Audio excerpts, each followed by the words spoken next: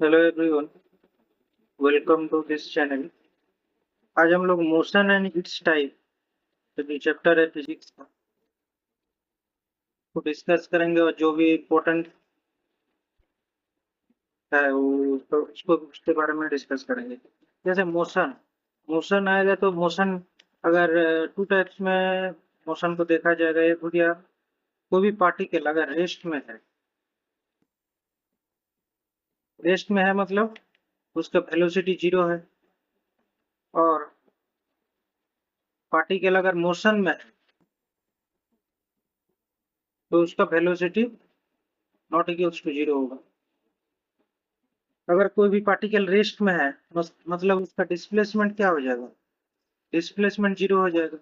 कोई भी particle motion में रहेगा तो उसका डिस्प्लेसमेंट क्या होगा, नॉट इक्वल टू जीरो होगा। जैसे कोई भी ऑब्जेक्ट अगर टेबल के ऊपर रहेगा या कोई भी प्लेस में रहेगा तो वो हो गया रेस्ट। कोई भी ऑब्जेक्ट टेबल के ऊपर में रखा हुआ है तो हो गया उसका रेस्ट रेस्ट पोजीशन।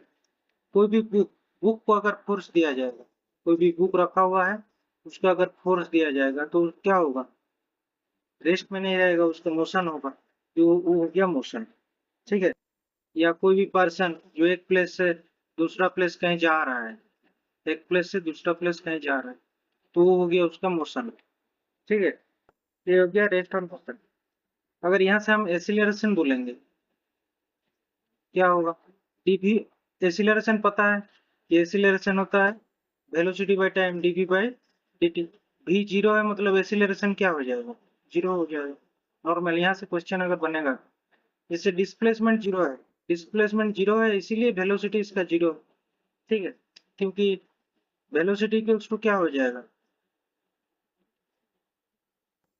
ठीक है, डिस्प्लेसमेंट अपॉन टाइम।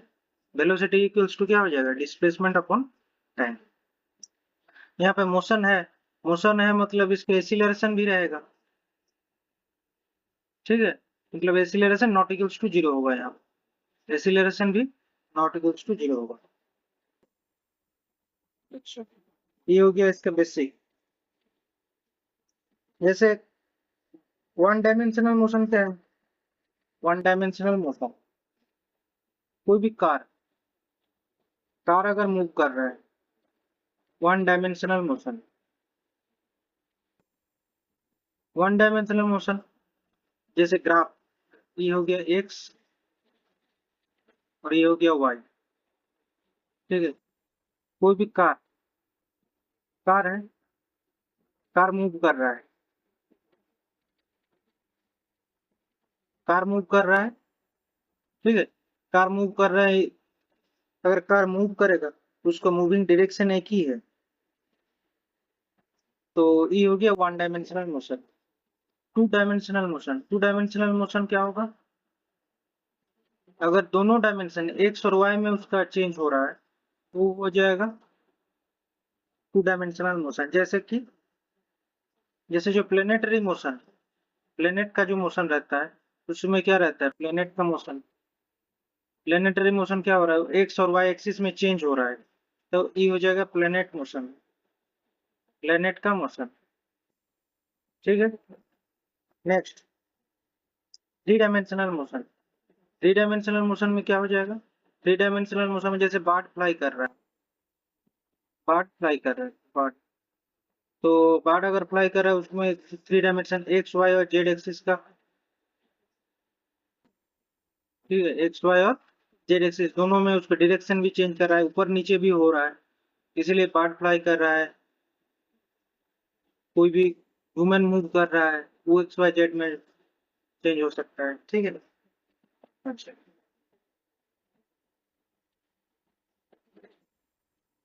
तो प्रोजेक्टाइल मोशन में क्या होगा, थोड़ा सा प्रोजेक्टाइल मोशन बोलो। प्रोजेक्टाइल मोशन मतलब कोई भी चीज को अगर ऊपर फेंका जाएगा, प्रोजेक्टाइल मोशन, प्रोजेक्टाइल मोशन,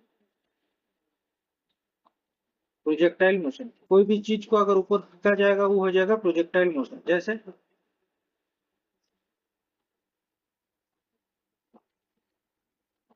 जैसे इसको हम रोक दिए, कोई भी पत्थर को फेंके, यहाँ से आ गया और इधर नीचे गिर गया।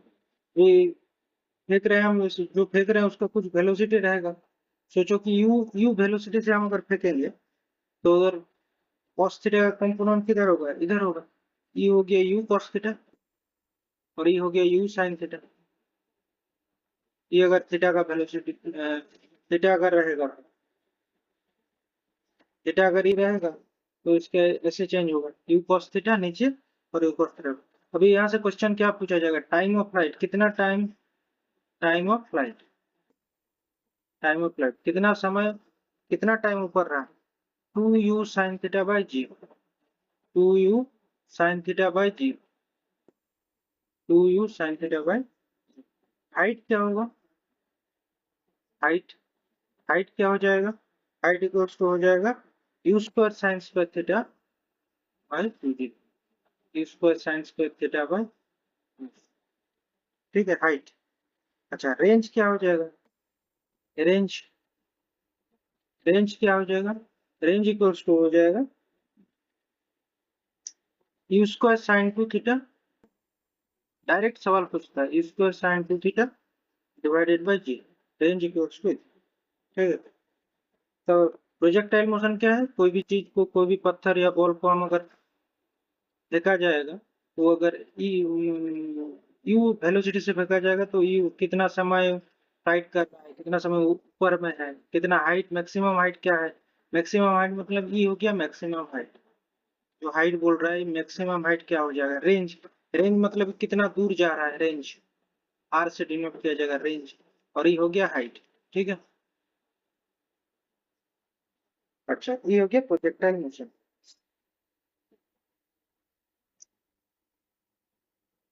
डिस्टेंस और स्पीड का तो पता है, डिस्टेंस बोल दिए, स्पीड भी बोल दिए, स्पीड एक ही तो फॉर्मूला है, उसमें सारा जितना भी है वो कंप्लीट हो जाएगा कि v equals to s by t, कितना वेलोसिटी कितना डिस्टेंस अपन टाइम में कर रहे हो या।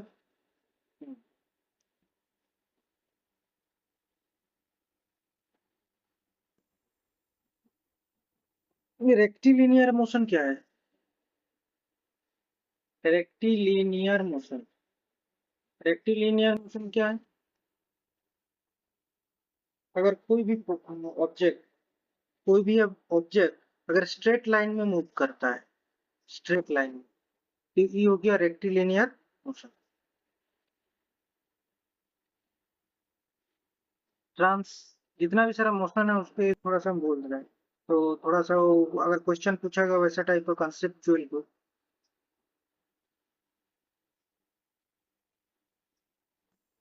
ट्रांसलेटरी मोशन, अगर कोई भी एक पॉइंट से दूसरा पॉइंट में अगर जा रहा है, one point to other point, one point to other point.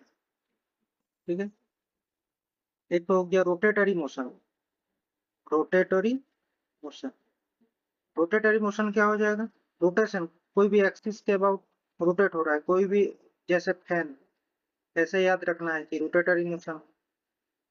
Oscillatory motion, oscillatory motion, oscillation, oscillation से रिलेटेड है, जैसे कोई भी पेंडुलम है, पेंडुलम को हम इधर लेके छोड़ दिए तो उसका मूवमेंट जो होगा वो गया ऑसिलेटरी मोशन।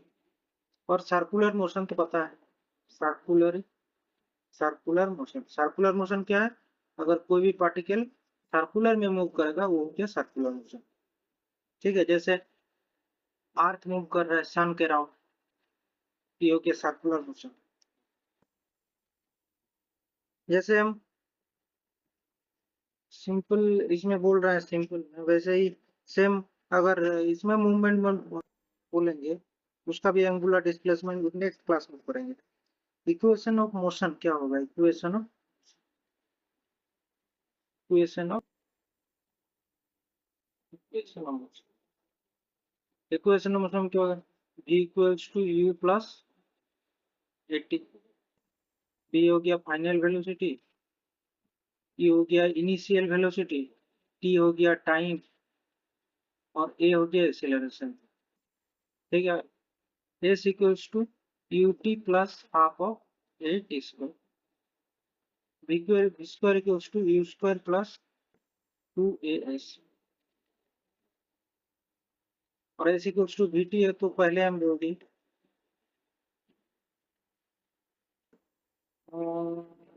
यही इम्पोर्टेंट सब है। और अगर ये एसिलरेशन है और अगर उसका वेलोसिटी डी एसिलरेशन होगा तो उसके लिए ए इक्वल्स टू माइनस हो जाएगा। अगर एसिलरेशन नेगेटिव होगा मतलब जैसे कोई भी कार डी वेलोसिटी से जीरो वेलोसिटी हो गया मतलब उसका डी एसिलरेशन हो रहा है, उसके लिए वो नेगेटिव में आएगा। ठीक है, ये हो गया मोशन का एकदम कंसेप्चुअल कुछ टॉपिक। नेक्स्ट डे दूसरा कुछ टॉपिक के बारे में डिस्कस करेंगे। चैनल को सब्सक्राइब कर लीजिए, ज़्यादा से ज़्यादा लाइक शेयर कर लीजिए। Thank you.